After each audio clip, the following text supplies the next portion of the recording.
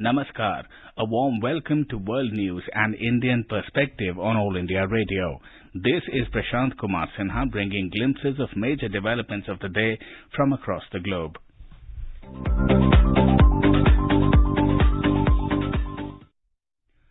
The headlines: Jacinda Ardern re-elected as Prime Minister of New Zealand. Russian Sputnik V vaccine against COVID-19 given go-ahead for clinical trials in India. Former Pak Premier Nawaz Sharif says Pakistan Army and ISI ousted him to install Imran Khan-led puppet government. Myanmar announces cancellation of elections in areas of Rakhine State. British Prime Minister Boris Johnson hardens stance for no trade deal Brexit. And in the English Premier League, the derby between Everton and Liverpool ends in a draw.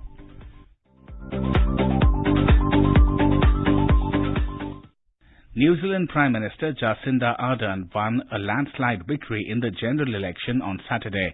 With this, the Ardern-led centre-left Labour Party has secured a second term after her success in tackling the coronavirus situation in the country. Ardern came out of her home in Auckland, waved and hugged gathered supporters. Opposition National Party leader Judith Collins called the result outstanding and said she had congratulated Ardern over call. Prime Minister of India Narendra Modi reviewed the COVID-19 situation and the preparedness of vaccine delivery, distribution and administration in the country. Mr. Modi noted the steady decline in the daily COVID cases. Meanwhile, Indian scientists and research teams are collaborating and strengthening the research capacities in neighboring countries. These include Afghanistan, Bhutan, Bangladesh, Maldives, Mauritius, Nepal and Sri Lanka. The Indian Prime Minister directed that the country should reach out to the entire world in providing vaccines, medicines and IT platforms for vaccine delivery system. The Drugs Controller General of India, DGCI, has given approval to the Russian Direct Investment Fund, RDIF, and Dr. Reddy's Laboratories Limited to conduct late-stage human clinical trials in India of the Russian Sputnik V vaccine against COVID-19 on Saturday. In a statement, RDIF said that India will now carry out an adaptive second and third phase human clinical trials involving 1,500 participants. Now let's take a look at the coronavirus updates. According to WHO data, the number of infected cases has crossed 39.02 million worldwide. Austrian Foreign Minister Alexander Schallenberg has tested positive for coronavirus. Thailand on Saturday recorded its first 2 locally transmitted cases of coronavirus in more than 1 month. In Germany, Chancellor Angela Merkel urged Germans on Saturday to curb social contacts and keep travel to a minimum as the country struggles to contain a second wave of coronavirus infection. Meanwhile, India has achieved a significant milestone as the caseload falls below 8 lakhs after 1.5 months. India has seen over 6.5 million recoveries so far.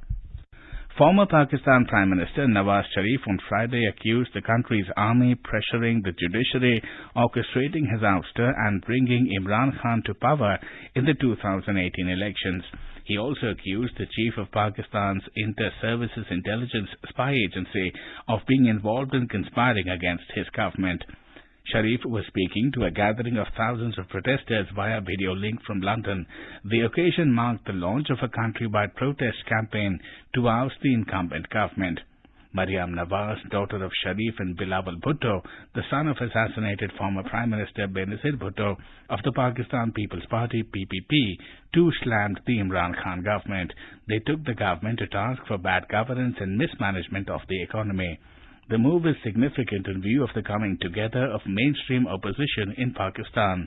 The 11-party alliance, Pakistan Democratic Movement, PDM, is scheduled to hold a rally in Karachi on Sunday. Myanmar's Union Election Commission has announced the cancellation of elections as initially planned in some areas of conflict-ridden Rakhine State. The country is headed for elections on the 8th of November this year. The Commission justified the decision saying that conditions do not allow for free and fair elections in the areas mentioned in the announcements. This is All India Radio giving you the world news. Today is International Day for Eradication of Poverty. It presents an opportunity to acknowledge the effort and struggle of people living in poverty, a chance for them to make their concerns heard, and a moment to recognize that they are the first ones to fight against poverty. In an exclusive interview with AIR News, the Deputy Resident Representative of UNDP India, Nadia Rashid, has said poverty is multidimensional and it is important for us to address all of them. Poverty is not only an economic issue, so it's not only about lack of income. Poverty also has social dimensions and it can also have environmental dimensions. So the theme really recognizes that poverty is multidimensional and that people living in poverty can experience many different forms of deprivation, and it's important for us to address all of these. The UN Secretary-General, on the occasion of the International Day for Eradication of Poverty, warned that this year up to 115 million people could be pushed into poverty because of COVID-19. He called for solidarity and strong collective action to deal with the pandemic. The COVID-19 pandemic is a double crisis for the world's poorest people. Women are at greatest risk because they are more likely to lose their jobs and less likely to have social protection. In these extraordinary times, we need extraordinary efforts to fight poverty. Governments must accelerate economic transformation by investing in a green, sustainable recovery. We need a new generation of social protection programs that also cover people working in the informal economy. On the International Day for the Eradication of Poverty, let's stand in solidarity with people living in poverty throughout the COVID-19 pandemic and beyond. Indian External Affairs Minister S. Jaishankar met Chilean counterpart Andres Alamán Zavala virtually in their first joint commission meeting yesterday. The two sides agreed to add new momentum to their relations in a wide range of fields. India welcomed Chile's decision to designate India as a priority country in its foreign policy. Chile will also be opening its consulate general in Mumbai. U.S. President Donald Trump reached out to seniors in the state of Florida on Friday, while rival Joe Biden criticized Trump's response to the coronavirus pandemic in Michigan. Biden criticized Trump for often playing down the seriousness of the crisis. He said the administration was allegedly seeking to dismantle the Affordable Care Act, also known as Obamacare. However, Trump reiterated that the country was rounding the turn on the outbreak, even as the number of U.S. cases crossed 8 million on Thursday, rising by 1 million in less than a month. Prime Minister Boris Johnson has said that it was now time to prepare for a no-trade deal Brexit unless the European Union fundamentally changed course. The European Union heads of government said that they wanted a trade deal and for talks to continue, though not at any price, in the recently concluded summit in Brussels on Friday. In a related news event, ratings agency Moody's downgraded the United Kingdom's debt rating from AA2 to AA3 on Friday. Canadian Prime Minister Justin Trudeau said he will continue to stand up against what he described as China's coercive diplomacy and human rights abuses in Hong Kong and Xinjiang.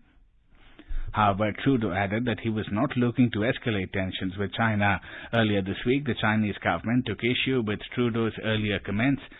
Also on Thursday, the Chinese envoy to Ottawa warned Canada against granting asylum to Hong Kong pro-democracy protesters. Moving on to sports, in tennis, second-seeded Canadian Denis Shapovalov beat fifth-seed Swiss international Stan Wawrinka on Friday to advance to the semi-finals of the St. Petersburg Open in Russia. India is celebrating the 151st birth anniversary of Mahatma Gandhi. Before we end, let's listen to Vaishnava Jan by artists from Mongolia.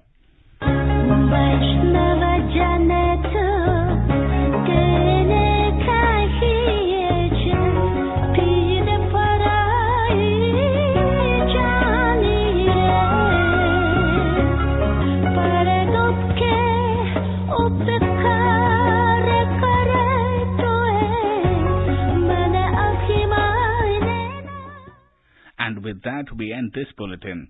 See you at the same time tomorrow with the next edition of World News.